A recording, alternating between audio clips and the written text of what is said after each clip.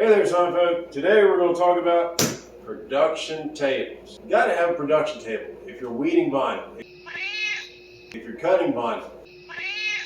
You need to mask your vinyl. It's a great place to put your banners on here. Get your banners hemmed. Put your prints down where they can dry. Set your signs down. It also comes in handy when you need to store a bunch of extra crap underneath of it that you just don't know where else to put. So I'm going to go over what materials that I use, how I construct it, put it all together, where you can get the stuff from. Hopefully it helps you guys out, and so let's get to it.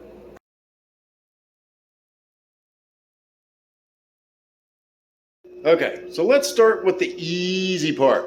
So I'm handy, I can cut wood, I can cut lumber. I can't build a house, but I can build a table. And these tables are really simple. Essentially, I just start out with some 2x4s, make a square frame, put some bracing underneath of it, and basically put a floor on there and find something hard and rigid for the top, and then it's pretty much ready to go. So essentially, all of my tables start with 2x4s as a base.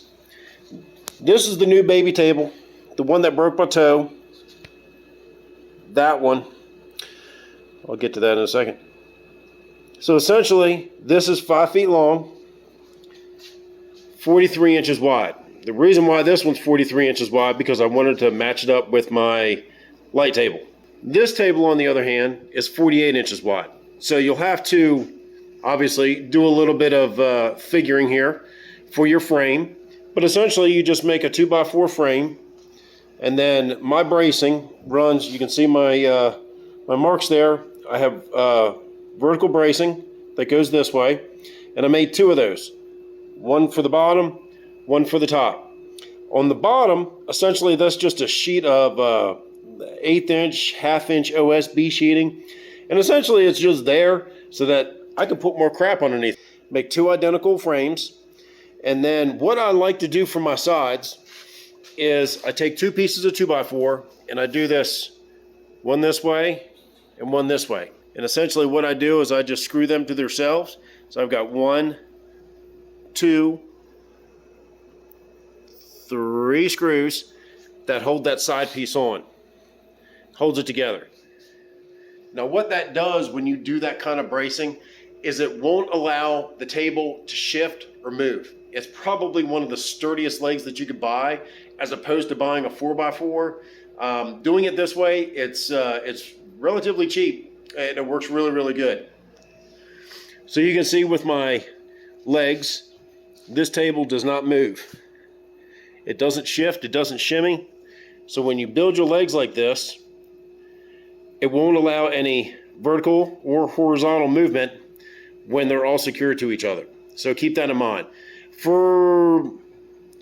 If you're trying to be cost effective, keep that in mind. You could probably do 4x4 posts. You can, but they're difficult to cut, and they are very, very heavy. Now, if you want to put wheels on these, you can definitely do that, especially because these legs go all the way to the floor, and there's enough surface area down here that you can attach wheels to if you want to be able to move this around. That's the great thing about these tables, is that they're pretty versatile.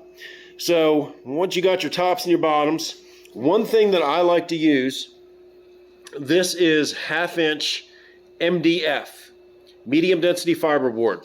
The reason why I like it is because it's super smooth, it cuts really easy, and it's very, very rigid.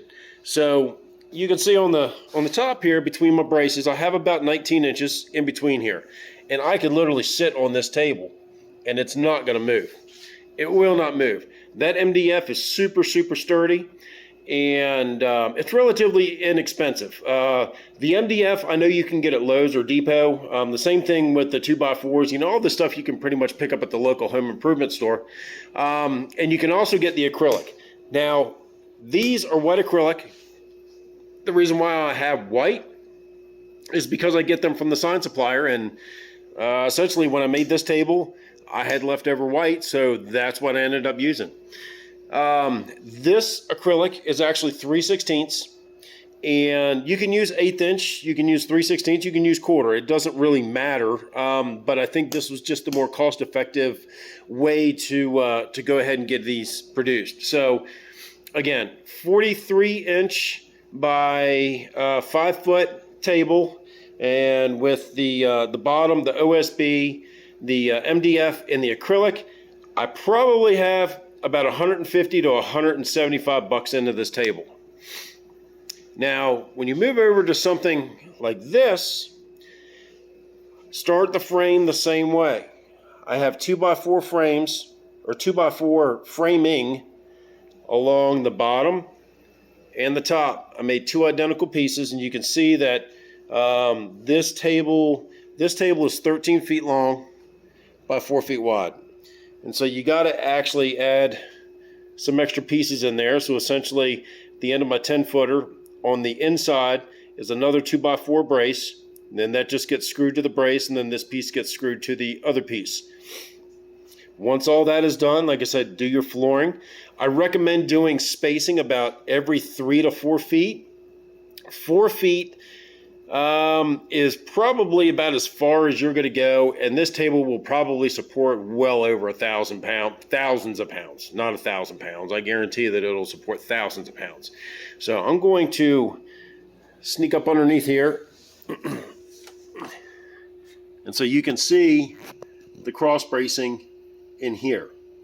Now, even though that this is 4 foot wide, reality, I should be putting bracing between here and there, because to be honest, the MDF is great, but there sometimes when I'm laminating, there's a little bit of flex in between here. So, and not much, but a little bit makes a big difference. So if you want to go the extra mile, take another cross piece basically in the center from here, and then go all the way back over to this side. But you can see the bottom of the table. The legs are the same. The thing that I did differently on this table is I used lag bolts to support the legs. I did one on this side, one on this side, top and bottom. Whereas this one, I actually just did a couple screws. 2 screws here, 2 screws there, obviously top and bottom to hold those in. And again, this table is very solid too. Like I said, this thing isn't going anywhere. Again, with this one, 1/2 inch MDF. Again, you can get that from Lowe's or Home Depot. And again, I use the 3/16 inch acrylic. And the reason why I like the acrylic is it's not necessarily self-healing, but it actually provides a little bit of static to keep things from kind of moving around a little bit. It's extremely flat, it's extremely smooth, and it's easy to cut on. You can't buy something this big like a sheet of glass. I don't know that they make a self-healing mat that is actually this size that you wouldn't have to do multiple pieces. And when I was pricing out the healing mats, the acrylic was hands down like 4 times less cost than the acrylic. And the great thing about the acrylic is years and years down the road, if it ever gets scarred up to the point where it's just not working for you, you can always flip it over and use the second side. Which leads me to my other thing. So as you put the acrylic's not just sitting on here. I actually have double-sided tape. So I have strips of double-sided tape that essentially run one there. I have one that runs down this center, and I have another one that runs down this center, and then one down this way as well. And essentially it's just there just to kind of lock the acrylic in place so it doesn't pull up. So, and where that might come in handy, or where that might be a problem, is like if you're masking stuff, when you pull the app tape up so it doesn't grab the acrylic. Like I said, I can almost stick my fingers underneath here. You can see, so the double-sided tape just kind of holds it down, but you can always take this and flip it back over if need be. Double pieces, I just go over the joints with some tape here, and of course, I've marred that up pretty good, but yeah, essentially that's it. On these side pieces, gives you plenty of room if you have to attach stuff. Of course, extra space down here to store all your extra vinyl and some extra crap. We got some extra boxes down in here. And, it's a great place. For me, personally, I keep some extra app tape down here, roll of vinyl. My trash can, sandblast mask, some cutter and some extra odds and ends stuff. So another great thing about these tables, like I said, is you can adjust the height on them. I personally like a little bit higher table. My tables are set to about 36 to 37 inches tall. This one's about 37 inches tall, which is about where my waistline is. I've got longer arms. I'm 6'2". I used to be tall and lanky, but I've got a good reach, so I can reach across these tables. 4x8 is probably about the smallest size that you would ever want to do. Keep in mind when you build these tables, no matter what size that you do, you're always going to wish that you went a little bit bigger. So, depending on the area that you have to work with, is probably about the size that I'd make the table. Make sure that you leave at least 30 to 36 inches between the end of the table and any piece of equipment or area that you need to walk around it. It just makes things so much more convenient and easy to get around. For instance, so I have about 30 inches from this point to my printable material here. And I have about the same over here on this side. It's about 36 inches from here to here. And the same with over here on this side. And it just allows you to get around the table a lot easier. If you have stuff that's underneath of it, it allows you to put longer rolls in. If you only have 30 inches of space, you're not going to put a 54-inch roll of material underneath that table in that amount of space. So keep that in mind, but go as big as you possibly can. Give yourself about 30 to 36 inches around the perimeter of the table.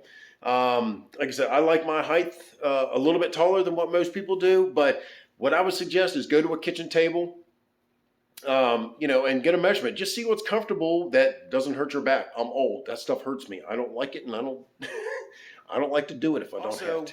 So. Also keep in mind, when you do a 4x8 table, even though that you're doing 8 feet out this way, typical signs are about 8 feet long.